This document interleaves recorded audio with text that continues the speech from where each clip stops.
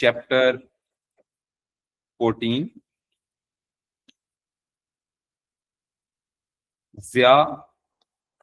Ziaul Haq. Is it clear? 1978 till 1988, he remained president of Pakistan. He remained president of Pakistan. So Zia imposed martial law. तो इसकी multiple dimensions पे question आते हैं. जिया की थी multiple dimension, जिस तरह आपने जुल्फिकार अली भुट्टो की डायमेंशंस की थी. You have to do the dimensions of Zia as well. Number 1, सबसे पहले reasons for coming into power. वालेकुम जी बेटा. Reasons for coming into power. This is the first important thing. Reasons for coming into power. Ziaul हक का क्या reasons थी कि ये पावर में आया? सैंपल क्वेश्चन क्या बन सकता है इसके ऊपर? Why did Zia come to power? Why did Zia impose martial law? These things can be given. Why did, sample question लिखिए बेटा. Why did Zia impose martial law? बेटा क्या आर्मी वाले खुद ही मार्शल लॉ लगा लेते हैं या इसको कोई इनवाइट करता है? इनको कोई इनवाइट करता है या खुद ही मार्शल लॉ लगा देते हैं? प्राइम मिनिस्टर या प्रेसिडेंट में से सर उनको इनवाइट किया जाता है, तब लगाया जाता है मार्शल लॉ. यस बेटा.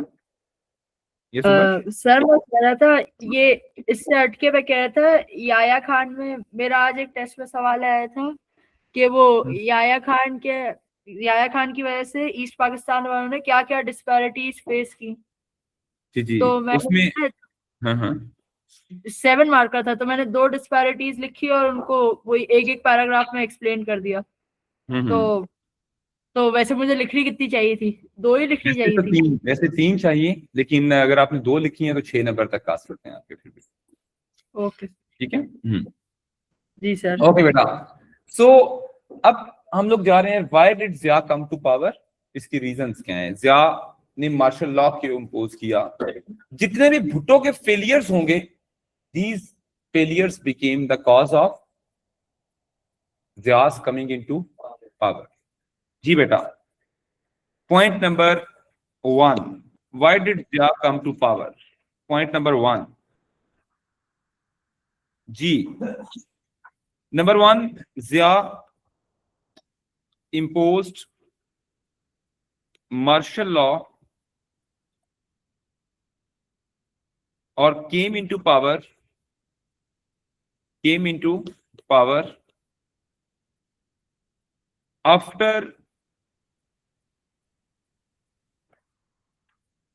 after poor law and order in 1977. Beta, what happened in 1977? Ke law and order became very poor. Elections were very good. Elections held in Pakistan और उन इलेक्शंस के बाद ऑब्वियसली जो गवर्नमेंट आई, वो government तो बन ही नहीं सकी क्योंकि जो पॉलिटिकल पार्टीज थी दे स्टार्टेड प्रोटेस्टेड. तो PNA protested. Therefore, Zia was called to impose martial law. जी बेटा. This is the first reason कि Zia came into power. Zia imposed martial law in Pakistan. That is the first reason. कि जिया को invite किया था। PNA, अगर आप जुल्फिकार अली भुट्टो पढ़ेंगे तो उसके डाउनफॉल में भी पीएनए का रोल था। जुल्फिकार अली भुट्टो क्यों पावर से, या why was Zulfikar Ali Bhutto dismissed, उसकी भी यही रीजन है, इसके पावर में आने की भी यही रीजन है, क्योंकि वो गया था तो ये आया था। इज इट क्लियर बेटा अयान? इसके बाद नंबर 2, रीजन नंबर 2 इज, बेटा रीजन नंबर 2 इज के जिया came into power या imposed martial law came into power due to weak economic policies of Bhutto. Bhutto की कौन सी इकोनॉमिक पॉलिसी फेल हुई थी? What was the weak economic policy of Bhutto? That was nationalization. Like nationalization,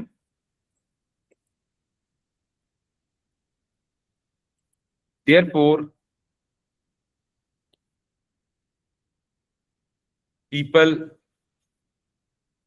wanted change and Zia came into power. Zia came into power. Done beta?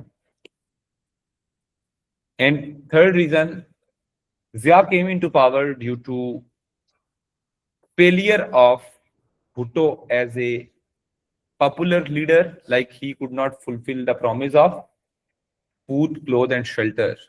So people suffered under Bhutto era. People suffered under Bhutto era and could not get basic facilities like food, clothes and shelter. जी बेटा, तो hence Zia got chance to rule the country for welfare of people, for welfare of the people. Yes beta, is it clear everyone? These were the main reasons कि Ziaul Haq came into power. Ziaul Haq came into power. अब बेटा Zia was army chief and as well as he was chief martial law administrator, means president of Pakistan. Chief martial law administrator का title क्या था? CMLA को क्या बोलते थे? President. Is it clear? अब when Zia came into power, Zia बड़ा diplomatic किस्म का आदमी था. Zia was very diplomatic person. क्या डिप्लोमेसी शो करता था Zia? What was the biggest diplomacy of Zia? Zia beta, Zia was the person who used Islam. Zia was the person who used Islam to fulfill his personal gains, personal motives. इस्लाम को इसने simple ये किया, क्या किया? इस्लाम को use किया, miss use.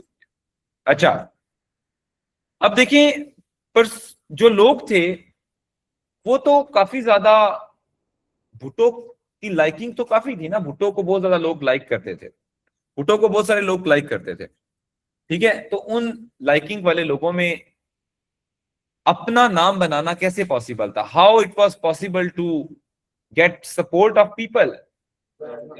अब इसने उसके लिए बहुत सारी डोमेस्टिक पॉलिसीज की. he wanted to become popular and he introduced many domestic policies. Is it clear? इसमें तीन मेन कैटेगरीज की तीन बने. there are three main categories of forms of Zulfikar Ali Bhutto's domestic policy. Is it clear? जी, पहला, अब हम पहले number पे देखते हैं, we will check that के domestic policies of Z.A. Bhutto. Write that. Oh, yeah. Domestic policies of Zia. जी बेटा, we will start from domestic policies of Zia. जी बेटा, in the domestic policies, क्या हो गया, सीटें स्विच करनी है। डोमेस्टिक पॉलिसीज कौन कौन सी थी? इस्लामाइजेशन, इसमें सबसे पहले तो आपने देखना है कि तीन पॉलिसीज कैटेगरीज आपने तीन बनानी है इसकी। Three main categories are there. Number one, अच्छा, इस्लामाइजेशन भी आप कर सकते हैं, you can call it Islamization. Islamization is part of social policy by the way, society की चेंज के लिए किया ना इस्लामी निजाम। खैर, इसको हम अलहदा कर देता हूं। अच्छा, अगर मैं इस्लामाइजेशन को अलहदा कर दूं तो फिर फोर कैटेगरीज बन जाएंगी इसकी, ठीक है। अब मैं पहले पे लिख देता हूं Islamization. Islamization number two, after Islamization we have economic policies. Economic policies number three, we have social policies. और सबसे घटिया पॉलिसी जो इसकी थी, that was 8th amendment constitutional policy, जो पाकिस्तान की हिस्ट्री में अगर आप इसको जितनी मर्जी गालियां दें, आप कम नहीं करेंगे उसमें। Constitutional policies, what were the main things in it? जी बेटा,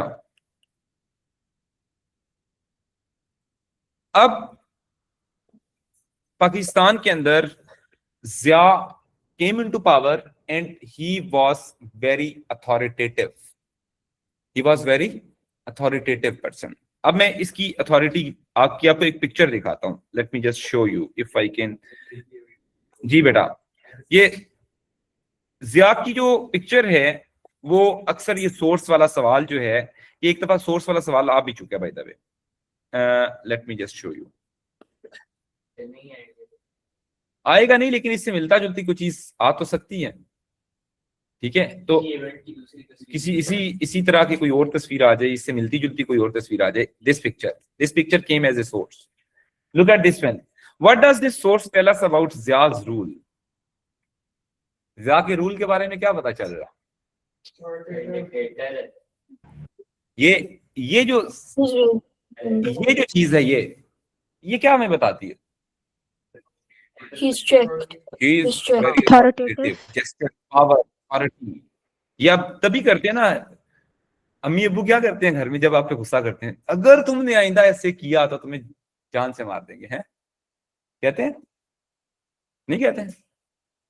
अच्छा, चलो कम कहते होंगे, लेकिन और इसके अलावा हमें क्या अथॉरिटी बता रहा है? इसके अलावा हमें जिया के रूल के बारे में क्या बता रहा है? और क्या बता रहा है? What does this source tell us about? Very good. Uniform पहना है तो आर्मी पर्सन है।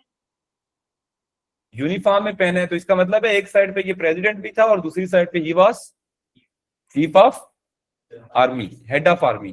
तो इसलिए ये शो करता है कि his rule was the military dictatorship, that was the main thing. दूसरी साइड पे अथॉरिटेटिव था, सारी पावर्स अपने पास रख ली। अब सबसे पहले आते हैं इस्लामाइजेशन। इसने इस्लाम का नाम हर चीज में इस्लाम इस्लाम इस्लाम इस्लाम कर दिया। He used Islam everywhere. सबसे पहले इस्लामाइजेशन में what were the main things he did in Islamization? Number one, ये नाम लिखेंगे आप, सोमो सलात ऑर्डिनेंस।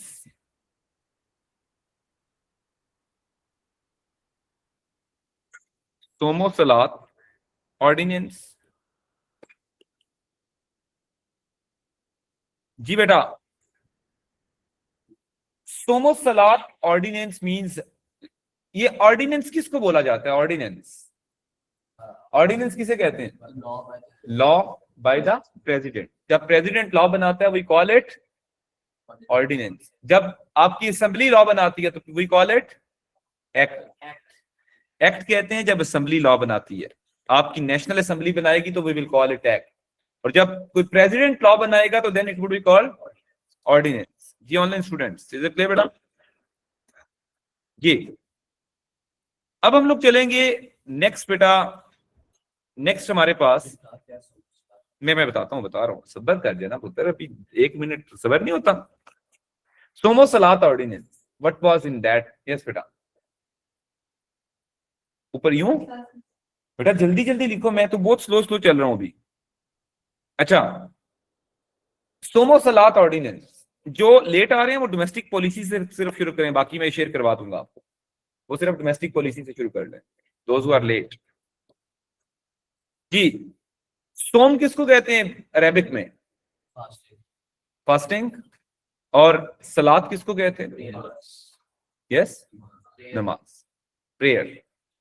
सोमो सलात मीन्स के ही ordered to follow fasting and prayer, so नाज़मीन सलात permit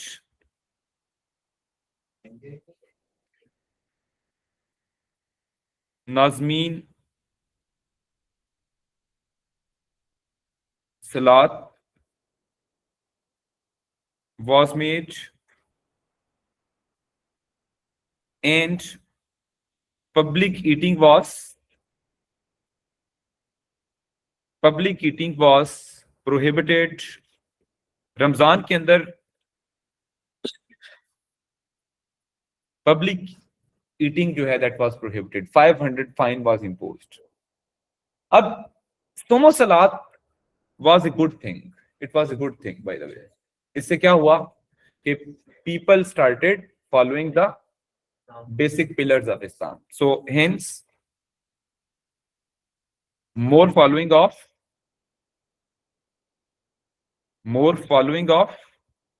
basic pillars। is it clear everyone? done? जी online students, is it clear बेटा?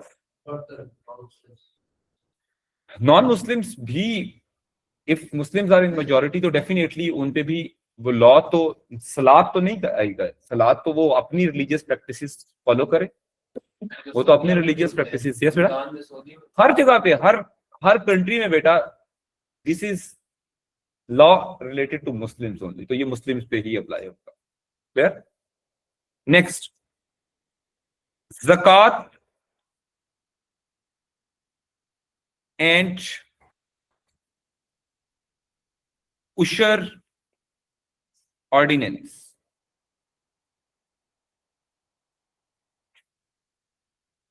ज़कात किसको कहते हैं? चैरिटी। इस्लामिक एक टैक्स होता है, इस्लामिक एक टैक्स होता है किस चीज के ऊपर? वेल्थ के ऊपर।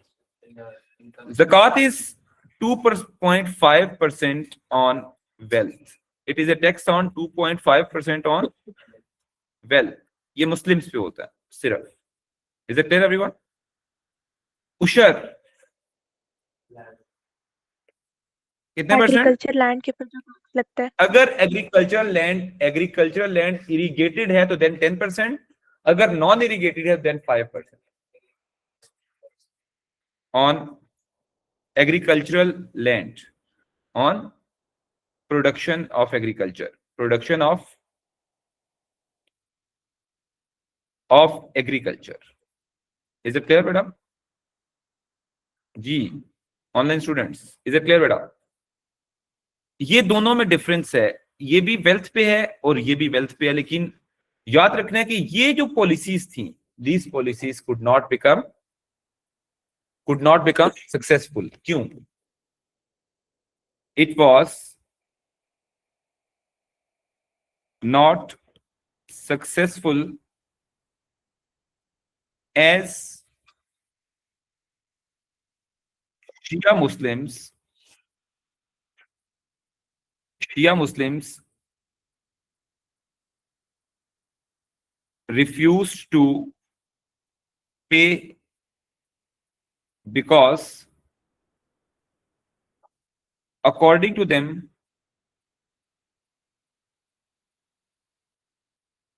it is voluntary act. जो देना चाहता है वो दे, जो नहीं देना चाहता वो ना दे, वो अपनी मर्जी से देंगे बेसिकली। मैं बताता हूँ मैं बताता हूँ, बिलीव नहीं, मैं इसकी रीजन लॉजिक देता हूँ। बेटा ज़कात जब दी जाती है तो ज़कात का पर्पस क्या होता है? किसी poor, to help the poor people, to help the poor people, जी, to help the poor people, that is the purpose of ज़कात। Is it clear? अब अगर ज़कात बैंक से ऑटोमेटिकली डिडक्ट करते थे, इसके टाइम पीरियड में क्या होता था? फर्स्ट रमजान को ज़कात ऑटोमेटिकली बैंक से डिडक्ट हो जाती है। आपको पता है आज भी दिस पॉलिसी इज इंप्लीमेंटेड। आपके अम्मा अब्बा को पता होगा जिनके बैंक अकाउंट्स हैं अभी, तो उनके सेविंग अकाउंट्स हैं अगर, तो ऑटोमेटिकली बैंक से ऑन फर्स्ट रमजान आपकी अगर सेविंग अकाउंट से पैसे पड़े हैं तो उसमें से ज़कात डिडक्ट हो जाए। क्लियर? अच्छा, अगर आपने ज़कात नहीं देनी या आप कहते हैं कि हम खुद पे करेंगे अपनी ज़कात, फिर बैंक आपको अलाउ कर देता है, you have to give the affidavit of that thing. लेकिन मसला यह है कि ज़कात का पर्पस क्या होता है कि जब आप किसी को अपने हाथ से अपनी पैसे देते हैं तो उसकी एक वैल्यू और वर्थ, और आपको पता होता है कि वो सही जगह पे इन्वेस्ट हो रहा है। लेकिन बैंक वाले जो ऑटोमेटिकली डिडक्ट कर लेते हैं, उनका पता है कहाँ पे जाता है। मे भी वो नवाज शरीफ के फार्म हाउस पे लग गया हो सारे पैसे, मे भी जरदारी के फार्म हाउस पे लग गए, मे भी बनी गाला के अंदर घर बना लिया हो, नो वन नोज। ठीक है, मैंने सारों का नाम ले दिया इसलिए। अच्छा, तो ये जो है सोमो सलात, शिया मुस्लिम्स ने कहा था कि ये वॉलंटरी है, हम पे करेंगे, ये हमारी मर्जी है कि हम किसे पे करें, कब पे करें, किस टाइम पे करें। तो इसलिए उन्होंने कहा कि ठीक है। अब हुआ क्या, जो सुन्नी मुस्लिम्स थे सब ने बैंकों में फॉर्म जमा कराना शुरू कर दिया, हम भी शिया हैं, हम भी पे नहीं करेंगे। करते करते करते करते एंड पे बहुत माइनर से अकाउंट्स रह गए थे जहां से बैंक को ज़कात मिलती थी। Is it clear everyone? जी बेटा, वेरी यू लेट? अच्छा, नेक्स्ट बेटा we have the third thing. तीसरी इस्लामिक पॉलिसी जो थी दैट वाज हदूद ऑर्डिनेंस। क्या था उसका? हदूद ऑर्डिनेंस। ये सेकंड अब आ गई हमारी, sorry third,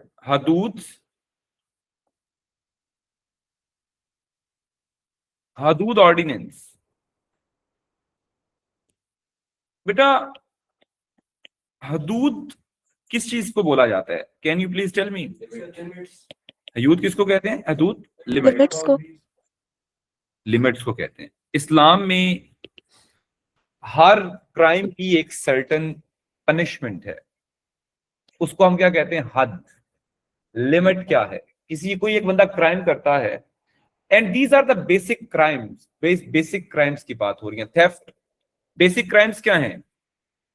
so punishments, punishing someone according to Islamic law, punishment to someone according to Islamic law, like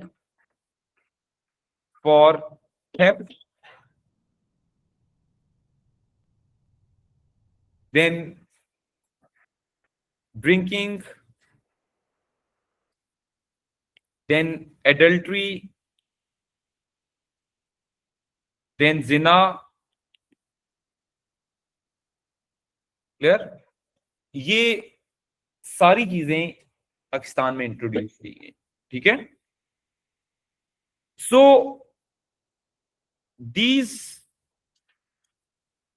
हदूद ऑर्डिनेंसेस, ये एक नहीं था बेटा, हदूद ऑर्डिनेंसेस थे, हर चीज का अलग अलग था। थेफ्ट एक्ट था, ठीक है, इसके अलावा ड्रिंकिंग था, एडल्ट्री था, जिना था, हर एक क्या लेता रहता ऑर्डिनेंसेस थे। ठीक हो गया, इसको हम कहते हैं कानूने शहादत, शायद इसको कहते हैं इस्लामिक में, शरिया लॉ। क्लियर? सो दीज हदूद ordinances enforced Islamic system but never implemented.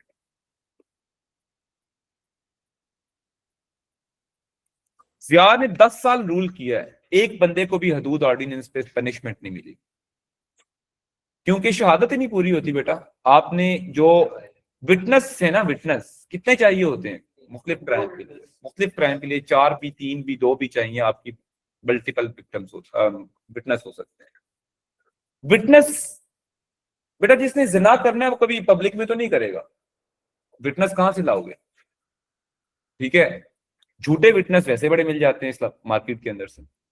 तो ये this system was not applicable in Pakistan. ठीक है, ठीक हो गया मानिया जी?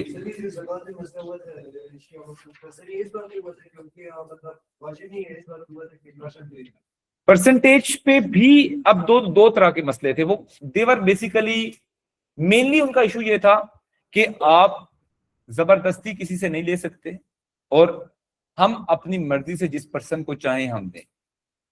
That was the mean. बाकी आगे मुख्तलिफ शिया के अंदर इटसेल्फ बड़ी ज्यादा डिवीजन है, शिया के अंदर itself it's a big division. ठीक है, वो 6th इमाम के बाद जो पूरा सिलसिला है वो एक that is a different debate. ठीक है, वो तुम्हारे साथ की जा सकती है। अच्छा जी बेटा, नेक्स्ट फर्दर बेटा, हदूद ऑर्डिनेंस के बाद वी हैव अनदर थिंग। जो बेटा अगली चीज है वो है काजी कोर्ट्स। ये क्या चीज है? काजी किसको बोला जाता है इस्लाम में?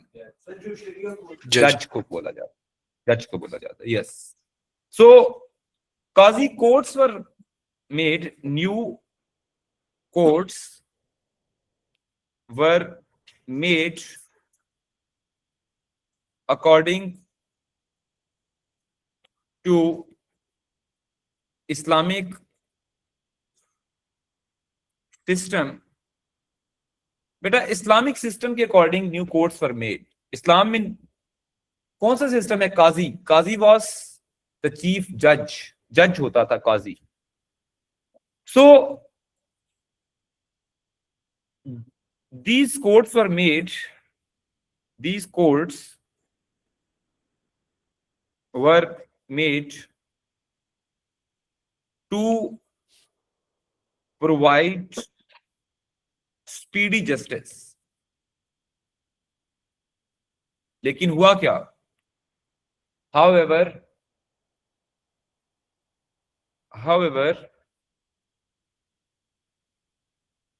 existing courts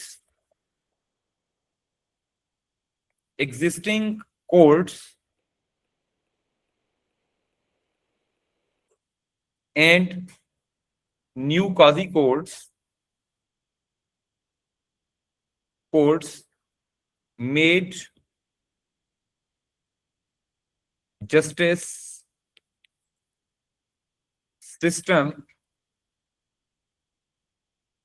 more complex। अच्छा, पहली बात तो ये बताओ, लोगों को यही नहीं पता चलता था कि हम किस कोर्ट में केस को लेके जाएं, फिर वकीलों के पास जाते थे। तो वकीलों का काम क्या है? एडवोकेट्स क्या करेंगे, लॉयर्स क्या करेंगे? वो तो नहीं, फिर वो क्या करेंगे? मैं बताता हूं कैसे, कहां पे जाना है। फिर वो इस चीज के लेंगे पैसे। तो legal system became expensive and corrupt after that. Is it clear?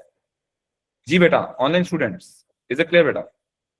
Last में आ जाएगा फेडरल शरीयत court and Islamic ideological council. ये दो चीजें हैं, इनको मैं मर्ज करके एक पॉइंट बना रहा हूं। ठीक है जी बेटा? यस, शरीयत बेंच था, शरीयत कोर्ट नहीं था, वो काजी कोर्ट्स थे, शरीयत बेंच था। क्लियर? सो मैं लिख देता हूं यहां पे शरीयत बेंच, शरीयत बेंच। चले मैं आपको ना पूरी इसकी वर्ड लिख देता हूं, आपको ये भूलेगा नहीं। शरीयत बेंच इन सुप्रीम कोर्ट। अब सही है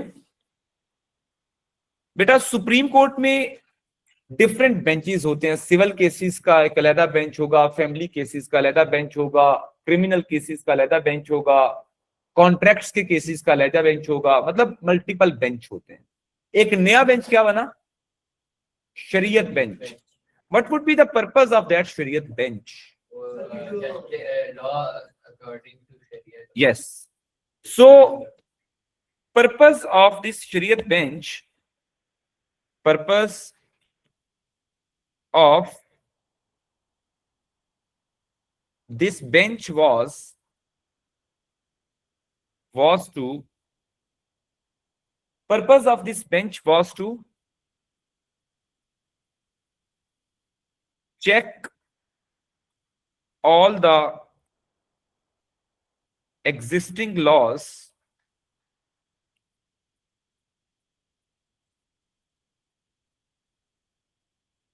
if these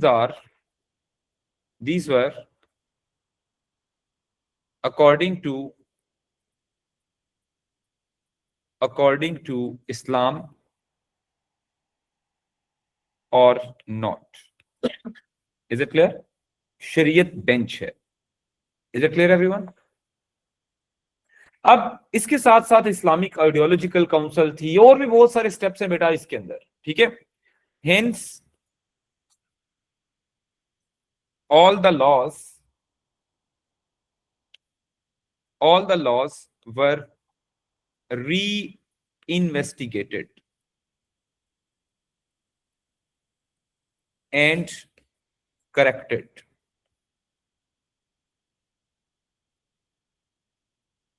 ये इंपॉर्टेंट चीज थी। अब इसमें से सक्सेस और फेलियर ढूंढने हैं बेटा आपने।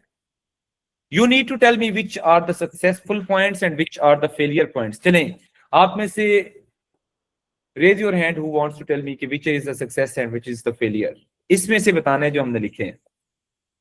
जी, पहला पॉइंट मैं आपसे आपके सामने, सोमो सलात ऑर्डिनेंस, सक्सेस और फेलियर? सक्सेस। ओके जी। ज़कात एंड उशर ऑर्डिनेंस? फेलियर। ओके जी। देन हदूद ऑर्डिनेंस? फेलियर। ओके जी। इम्प्लीमेंट हो भी सकता है, लेकिन आप इम्प्लीमेंटेशन पे देखते हैं ना, लॉ का पता तब चलता है कि जब वो अप्लाई किया जाता है। अच्छा, काजी courts? Failure. Ji online students?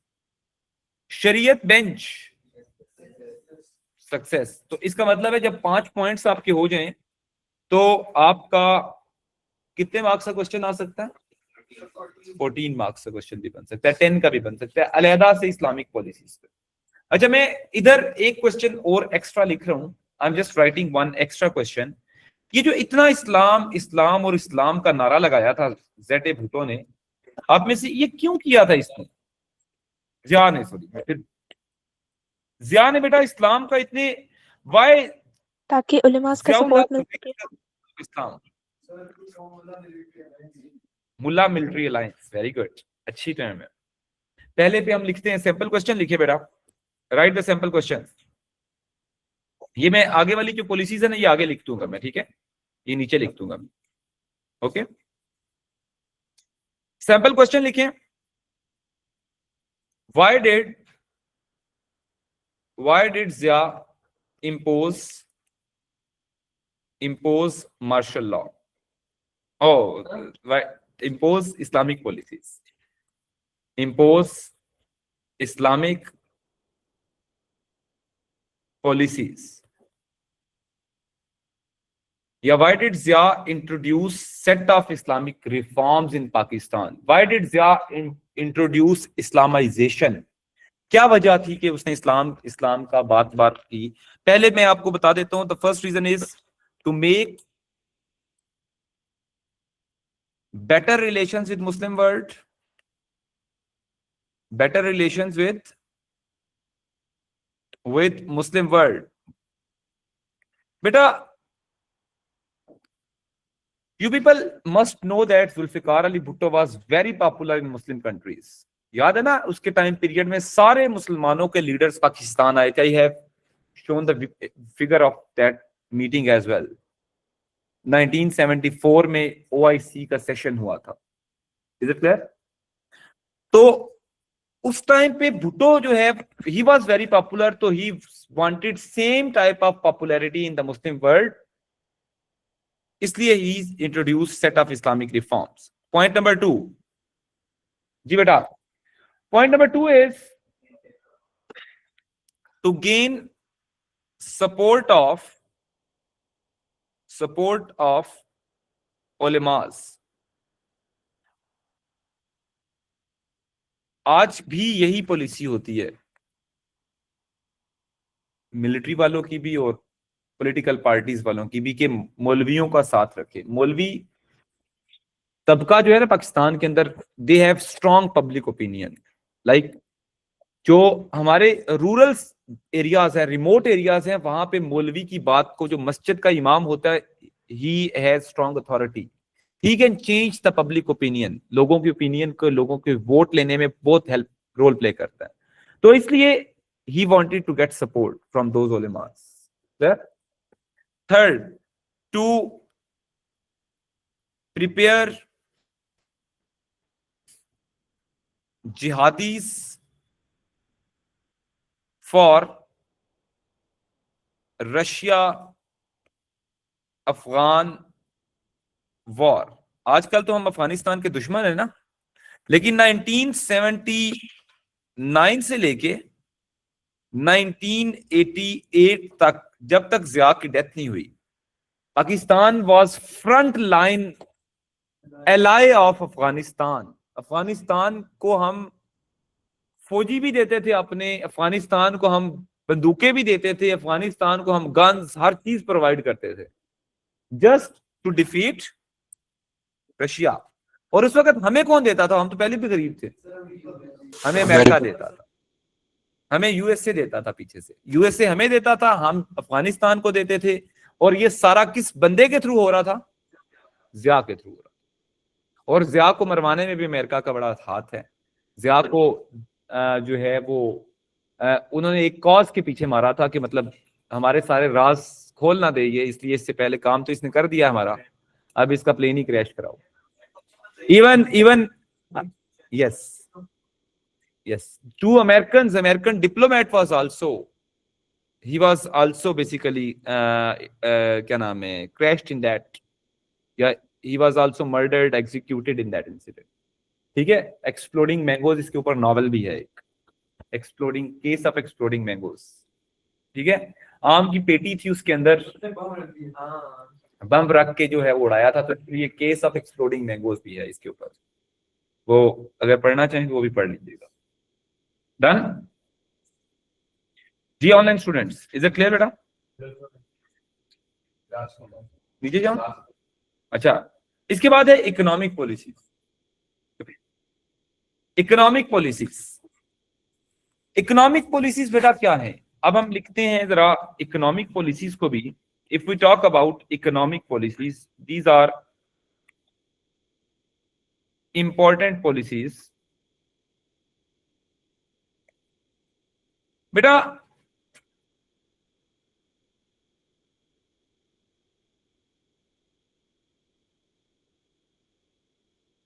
agriculture.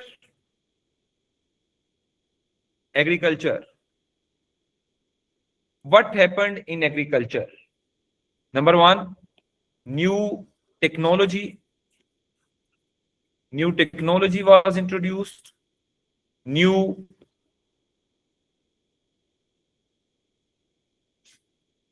agricultural policies were introduced. Then fertilizers were enhanced. HYV seeds were used. All these things were used, ऐसे ही है जी बेटा। ये सारा कुछ इसने किया। लैंड रिफॉर्म इसकी इतनी ज्यादा नहीं थी, इसने सिर्फ बस थोड़ी एग्रीकल्चरल पॉलिसी सेटअप की थी और कुछ नहीं किया। Hence agricultural GDP, agricultural GDP increased from 2% to 4%. Is it clear? G. In the field of industry, beta, Bhutto's policy of agriculture industries was a big failure. Bhutto की nationalization failure था, तो he introduced privatization. जी बेटा, he introduced privatization which covered and resolved issues created due to nationalization of Bhutto. तो इसने वो सारी industries को क्या किया, डीनेशनलाइज किया या प्राइवेटाइज कर दिया। Is it clear? अच्छा, अब इससे क्या फायदा हुआ? Was that a good thing? Was that a good thing? Yes. Hence interest of बाद में, काफी बाद में, बेनजीर भुट्टो के time, interest of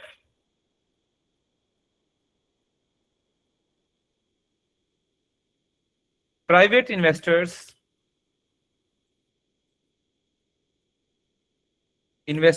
increased. Interest of private investors increased in Pakistan. That is a good thing. Acha.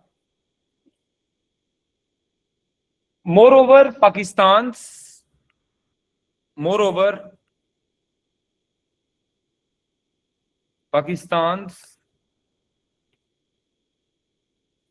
labor was sent to Gulf countries. ये जो Dubai वगैरह बनना शुरू हुआ है ना बेटा, ये दुबई वगैरह की जो कंस्ट्रक्शन है वो किस टाइम पीरियड में स्टार्ट हुई थी?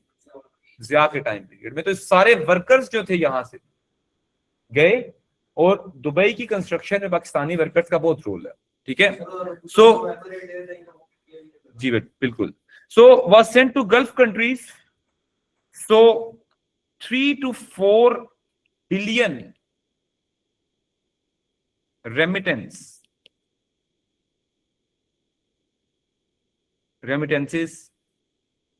recovered. पाकिस्तान ने इतने ज्यादा रेमिटेंस किए, तो ये क्या चीजें, ये पॉजिटिव चीजें थी।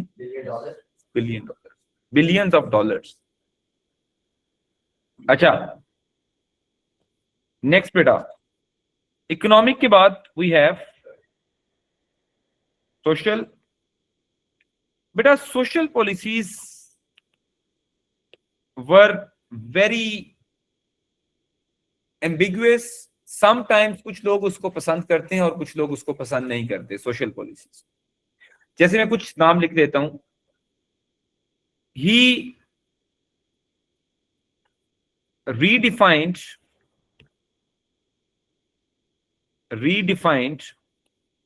education system. He redefined education system and Islamize it. और क्या एजुकेशन में चेंज किया? एक दो सब्जेक्ट नए लेके आया। यस, पाक स्टडीज एंड इस्लामियात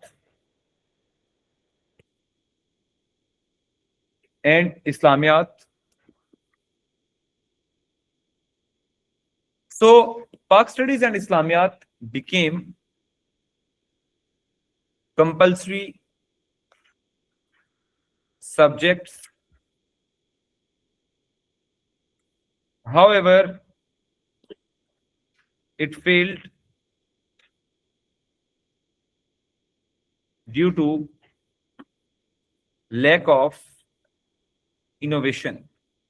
बेटा एजुकेशन तब तक चलती है, तब तक अच्छी होती है जब वो मॉडर्न नीड्स के अकॉर्डिंग होती है, लेकिन अगर एजुकेशन मॉडर्न नीड्स के अकॉर्डिंग नहीं है तो क्या वो सुटेबल रहेगी सोसाइटी के लिए? नो. तो next is health sector was improved by new hospitals, etc. But he was failed to bring any major change. क्योंकि लोग तो उसी तरह से उनको फैसिलिटीज जो है, people were not getting facilities. Is it clear? And women rights were emancipated. Like उनसे छीन लेना, उनसे वुमेन राइट्स छीन लिए उसने. So discouraged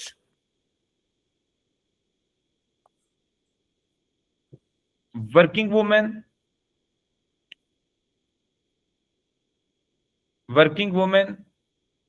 अच्छा सबसे बड़ा काम covering of head. Yes, covering of head on media etc.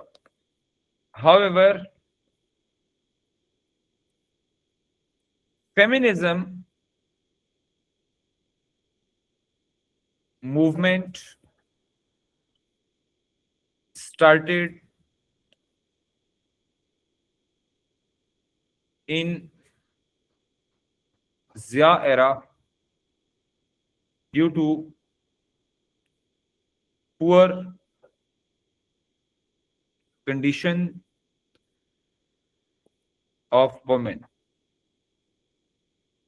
ये इसके टाइम पीरियड के अंदर कुछ हुआ. इसके अलावा बेटा नॉन मुस्लिम्स के साथ भी कोई खास इसका अच्छा रोल नहीं था. मतलब ही actually focused on one thing, इस्लाम और उसके साथ जुड़ी हुई चीजें. इसके अलावा उसने कहीं इधर उधर नहीं. Even literature, why he was focusing on Islam? Because he wanted to prepare people, wanted to send people from jihad, for jihad in Afghanistan. लोगों के ज़हनों में ये बच्चों को पैदा होने से लेके बड़ा होने तक वो जिहादी बने थे. Clear? He wanted to change the mindset. And last one is, last क्या है बेटा? Constitutional policy. Constitutional.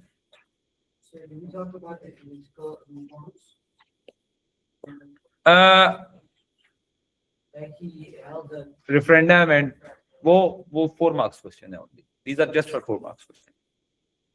Constitutional policies में we have 8th Amendment, 8th Amendment 1985. बेटा जिया changed 1973 कॉन्स्टिट्यूशन. बेटा जब कॉन्स्टिट्यूशन में चेंज आता है वो कौन सा होता है? यस बेटा, ये मैं बता देता हूं. हाँ, जिया changed 1973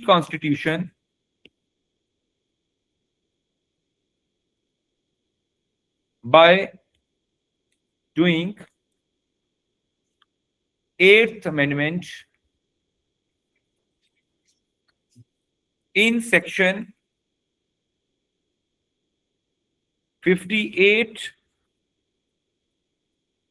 2B। कौन से सेक्शन में चेंज किया? Through this, yes, through this, President got power to dismiss Prime Minister, PM, Assembly, high-ranked officers,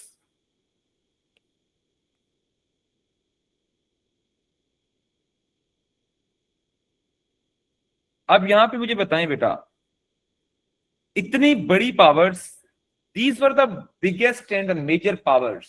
जिया के पास बहुत बड़ी पावर थी।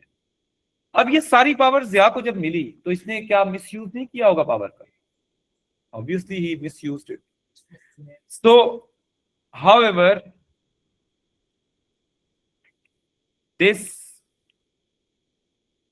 Change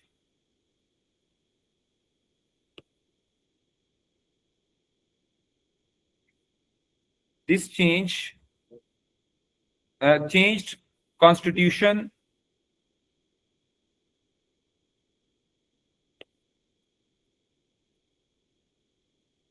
of 1973 and its democratic nature,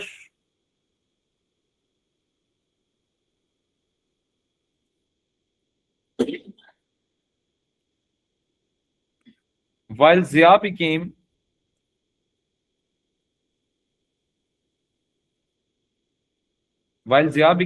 most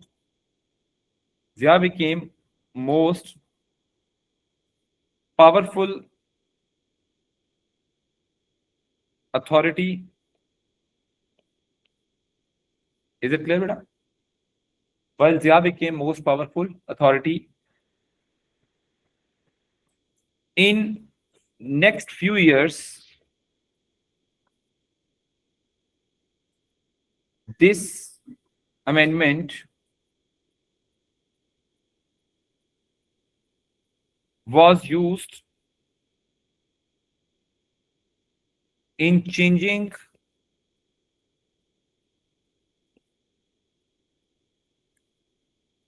four prime ministers.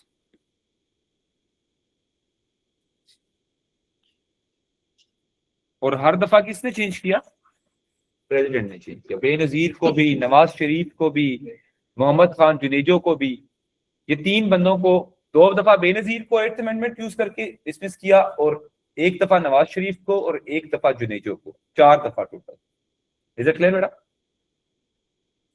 ये तो हमारी डोमेस्टिक पॉलिसीज है।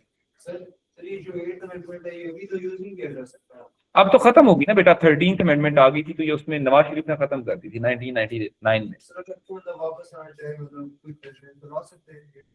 8th अमेंडमेंट नहीं, अब मुश्किल हो जाएगा उसके लिए। वैसे अब और बहुत ज्यादा आसान काम कर दिए। लाना चाहें तो ला सकते हैं, प्रेसिडेंट तो नहीं ला सकता, ये तो असेंबली ने पास करनी है तो 8th अमेंडमेंट आनी है। उस टाइम तो जिया के पास पावर इतनी थी कि वो रातों रात बंदों को उठवा लेता था। असेंबली वालों को सारों को उसने खरीद लिया था, तो इसलिए उसने पावर खुद कर लिया। खैर, now we are doing foreign policies. बेटा, foreign policy of Z.A. Bhutto. यार मैं क्यों foreign policy of Zia. Foreign policy में बेटा, if we talk about foreign policy of Zia, what would be the simple question? Yes, how successful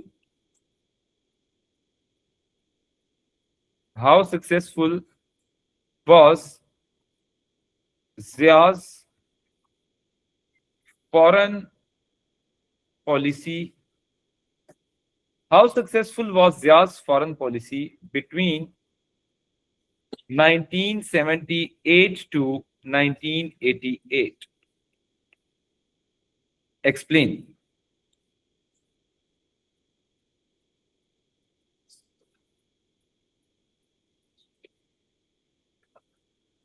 जी बेटा, how successful was Zia's foreign policy? बेटा जिया के time period के अंदर we have certain important things in the foreign policy. सबसे पहला जो success था,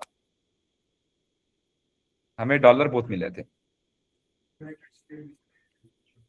खैर डॉलर्स के बदले में हमें काफी नुकसान भी हुआ.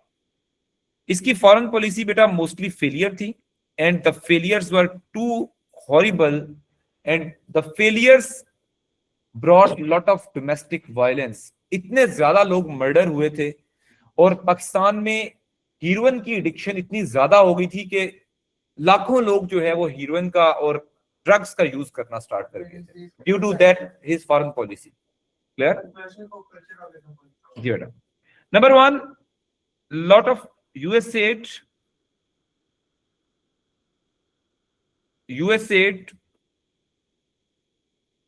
in supporting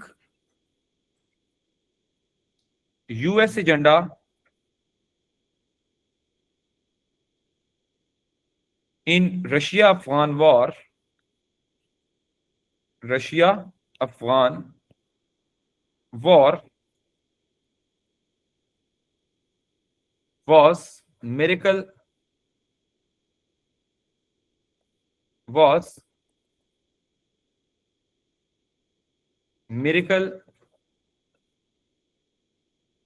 for Pakistan economy. इसको क्या बोला जाता है? अफगान मेरेकल. इसको अफगान मेरेकल क्यों कहते हैं? क्योंकि पाकिस्तान के पास इतने डॉलर आए कि हम डबल स्टोरी पाकिस्तान भी बना सकते थे, इतने पैसे आए थे. ठीक है, वो ज़ियाद के अपने अकाउंट्स में गए या उसके फैमिली अकाउंट्स में गए मोस्टली. खैर, अनदर इंपॉर्टेंट सक्सेस वाज जी cricket diplomacy. Cricket diplomacy avoided war between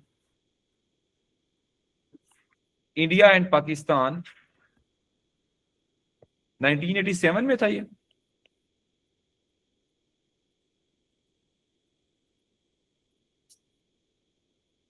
yes बेटा.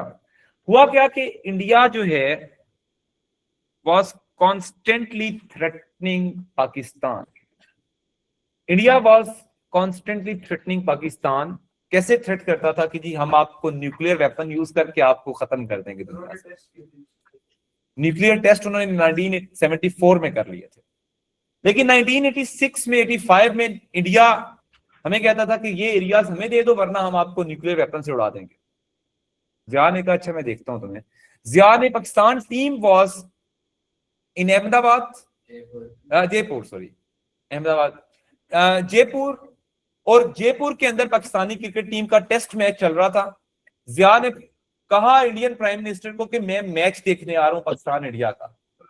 ड्यूरिंग द मैच ही exposed that Pakistan also has nuclear weapons, and if India will use against us we will also use the nuclear weapon against India. अगर आप हमें उड़ाओगे तो हमारे मुस्लिम जाके वापस यहाँ पे जी मुस्लिम तो जिंदा रहेंगे, हिंदू तो दुनिया में है ही यहाँ पे. वो एक पूरी स्टोरी है, उसकी डिबेट है, पता नहीं कही है ये नहीं कही, लेकिन बातें बनी हुई है कि यही थी. तो ये जो इशू था कि क्रिकेट डिप्लोमेसी से वॉर जो है वो इंडिया और पाकिस्तान में वो अवॉइड हुई. That was the success of Zia. Third, relations. Yes बेटा. इसमें इन्होंने इंदिरा गांधी के डेथ का नहीं डिस्कस किया था कि Pakistan was not behind the death? वो डिस्कस बेटा वॉर जो थी वो कारगिल इशू के ऊपर थी. वो डेथ वाली बात जो है वो 1984 की है. ठीक है, क्लियर? नहीं सर, इंदिरा ये गांधी का जो 87 मर्डर के- हुआ था उसके बारे में।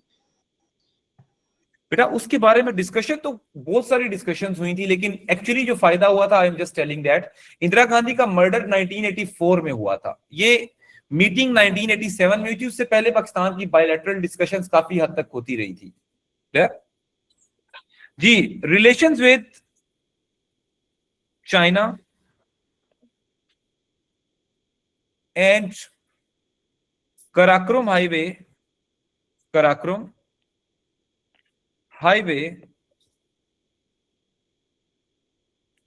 बेटा, relations with China and Karakoram highway became operational. ये भी एक अच्छा स्टेप था कि hence trade volume increased, trade volume increased. Beta, there may be few more failures, successes, like relations with Islamic countries were better. और उससे फायदा क्या हुआ था वो डोमेस्टिक पॉलिसी में आप डिस्कस कर चुके हैं, better relations with Muslim countries. What was the benefit? Many Pakistanis were sent to Gulf states और 3 to 4 बिलियन के रेमिटेंस आए थे आपको। ये बेनिफिट नहीं हुआ था better relation with Muslim countries से? यस बेटा। तो पाकिस्तान की बहुत सारी लेबर फोर्स दुबई गई थी, यूएई। पाकिस्तान की लेबर फोर्स सऊदी अरेबिया गई थी, कतर, बहरीन, ओमान, इन सारे इलाकों में गई। इसकी फॉरेन पॉलिसी के फेलियर्स क्या हैं?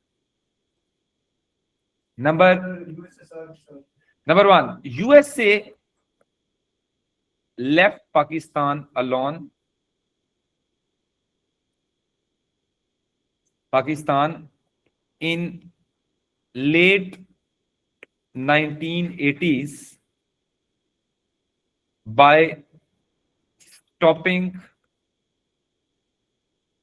aid through Pressler Amendment. अब बेटा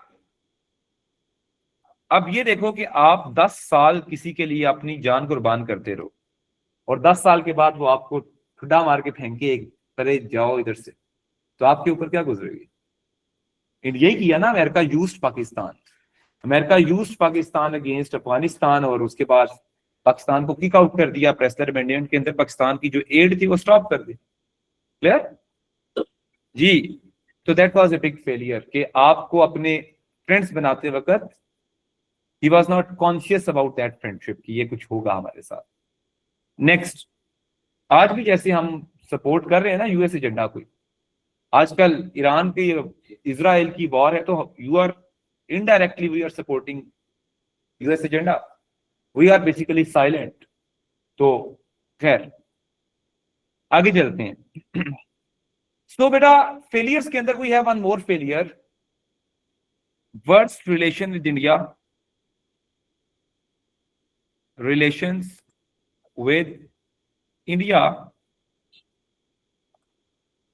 India after worst relation with India after after murder of Indira Gandhi,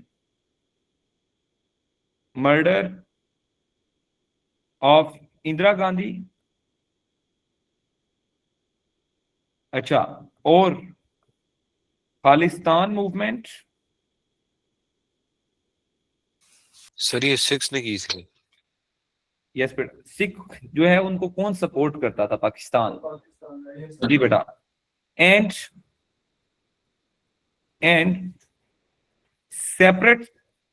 separatist movement in Sindh as well, Sindhu Desh, separatist Sindh movement. Sindh के अंदर भी एक पाकिस्तान का जो सिंध था इसमें इंडिया सपोर्ट करता था सिंधु देश। ठीक है, सिंध को अलहदा मुल्क बना दो। इज इट क्लियर बेटा? अच्छा, इससे क्या हुआ? रिलेशंस वर्स्ट हुए, पाकिस्तान का ग्लोबली इमेज डिस्टॉर्ट हुआ क्योंकि Pakistan was supporting and sending lot of infiltrations into Khalistan in the form of Khalistan. India के अंदर लॉ एंड ऑर्डर को खराब करने में काफी बड़ा रोल था। इंदिरा गांधी के मर्डर में भी इनडायरेक्टली तो था, लेकिन अब खैर दैट वाज द इशू, अब के हम इसको मानते नहीं हैं। आगे, ड्रग ट्रैफिकिंग,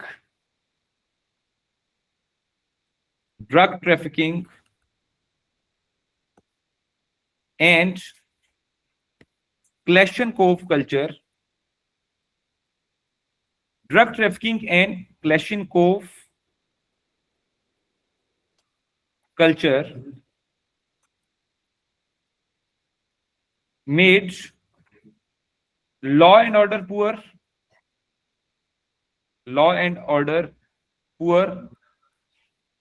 and drug के addicts क्या हुए? increased। ये क्यों हुआ था सारा? ये कहां से आया था सारी ड्रग्स? ये सारी कहां से आई थी? अफगानिस्तान से। It all happened due to opening of Russia-Afghanistan border, Afghanistan-Pakistan border. It all happened due to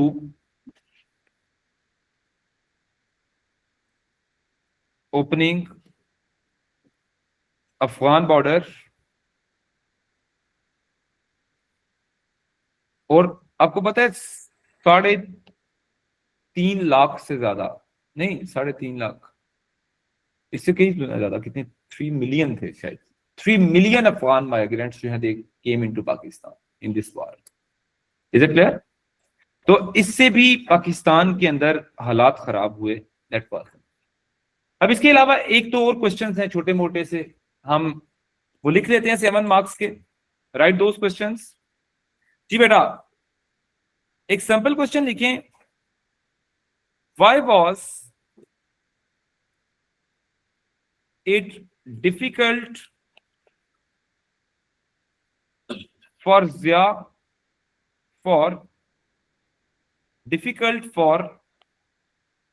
Zia to rule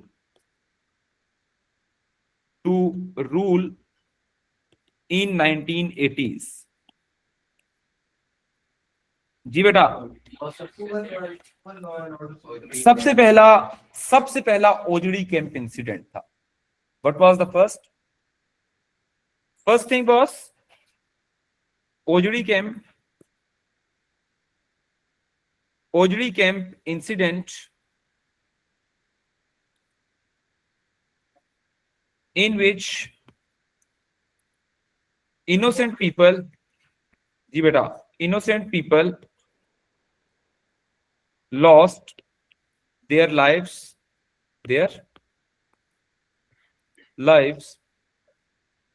due to negligence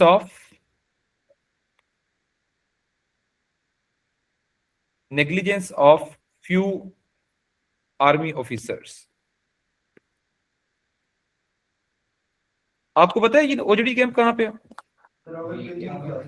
Faizabad जो है ना, फैजाबाद, ये बस स्टैंड जो है, फैजाबाद बस स्टैंड के बिल्कुल ऑपोजिट साइड पे there is Ojhri camp. That is the armament depot of military. Pakistan की जो मिलिट्री का आर्मामेंट डिपो है, इसके अंदर किसी ने कब आग लगा दी, और जो उसके अंदर आर्मामेंट्स पड़े थे, जो उस पे हैंड ग्रेनेड पड़े थे या जो रॉकेट लॉन्चर्स थे, वो सारे 7 सराउंडिंग एरियाज के अंदर गिरे। तकरीबन 1000 से ज्यादा लोगों की डेथ हुई। अब यूएसए ने नहीं कराया था, पाकिस्तान ने कराया था कि पाकिस्तान यूएसए को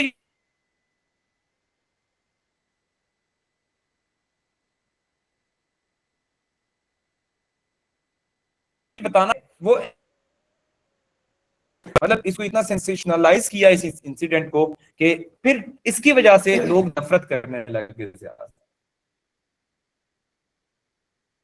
MRD was MRD, ये क्या है? Movement for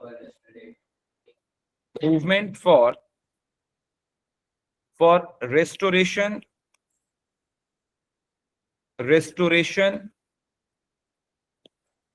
of democracy। yes beta, MRD। मेरा MRD was launched against Zia it was started by Benazir. It was started by Benazir and his allies, which made it difficult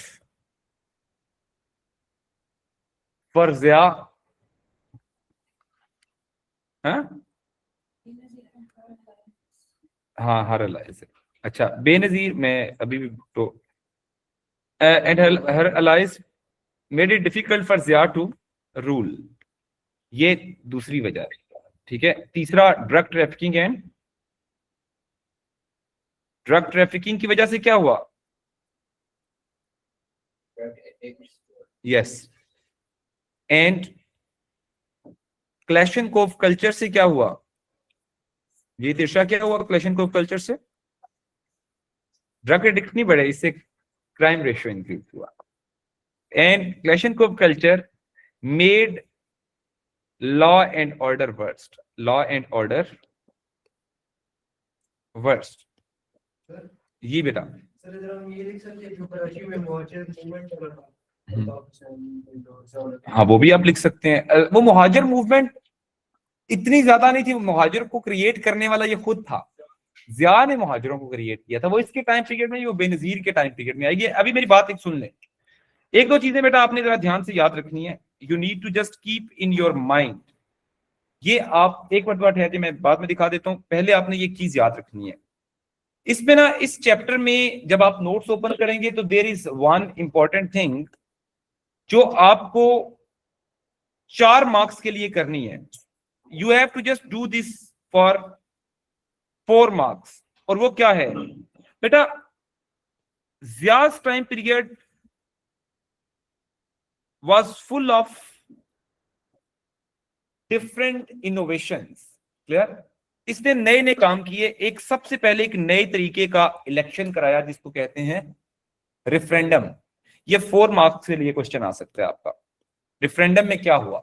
referendum was started by, या referendum was organised by Zia in 1985 to re-elect himself.